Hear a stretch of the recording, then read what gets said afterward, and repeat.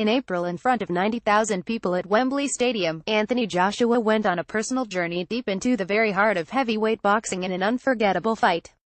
Joshua was dragged stunned, hurt and confused through 6 rounds of pure hell by Vladimir Klitschko in one of the most brutal and pure fights for the heavyweight championship in decades. Klitschko was over in the 5th, Joshua dropped in the 6th, and both went down like they planned on staying down. It was mayhem on the night. In the 5th I went to a neutral corner, looked round and I couldn't believe WLAD was getting up. He was like the Terminator, said Joshua. I really loved that fight. It was like something from the 70s. A great fight to be in. It finally ended in the 11th, and in the relief of celebration, an ecstatic outpouring shared by every single witness to the fight, it was too easy to forget how clinical Joshua had been at the end, dropping Klitschko for the final time. A recent documentary about the April fight on BBC was graphic, and Joshua's glee as he talked through the last seconds offered a rare insight, a raw glimpse inside the head of a great fighter. Joshua was brutal on the night and in the documentary. Joshua in training ahead of Saturday's fight in Cardiff. Getty. A rematch was agreed. Las Vegas, Lagos and Dubai were on a short list of destinations, and then Big WLAD listened to his aching body and retired. That last round finish persuaded him to stop fighting, said Joshua, and he is right.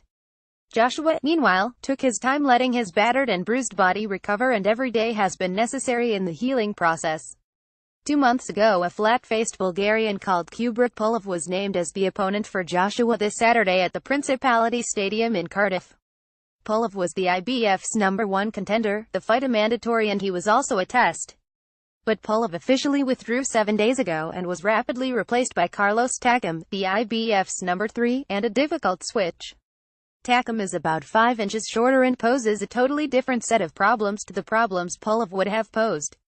Both Takam and Pulev belong at the top of a second tier of heavyweight contenders, tucked in nice and clear and in front of dozens of other pretenders and wannabes. The pair are behind WBO champion Joseph Parker, WBC champion Deontay Wilder, the absent Tyson Fury, and the toothed and missing Alexander Povetkin.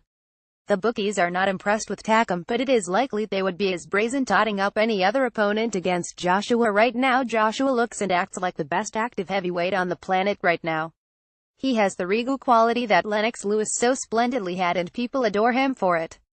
Carlos Takam has stepped in to fill Kubrat Pulev's shoes. Getty. Joshua will not have to go and find Takam on Saturday, and that will suit both boxers perfectly. Takam has been on alert since the original fight was announced, having been warned he was the replacement if Pulev withdrew, and will be in decent shape. But the Frenchman is unlikely to have 12 hard rounds in him. He has a chance if he can make Joshua surrender his height and reach advantages and force the fight, which is both something Joshua should not do and something he will probably relish doing. Joshua's attraction: nearly 80,000 tickets sold inside an hour, is simple and beyond the endless. Smiles, warm gestures, decency and old-fashioned values. He just loves to fight. Joshua heads into his 20th professional fight on Saturday. Getty. Joshua is now 28. This is just his 20th professional fight, and he is, remarkable as it might sound, still a boxing baby in many ways. This is also his 5th world title fight, but until beating Klitschko he refused to let people call him champ.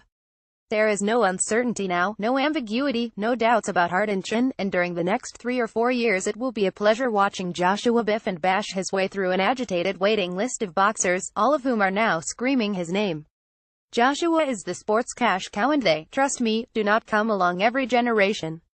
Takam will not disappoint and will earn every penny of his hastily agreed fee for his part in the Joshua story.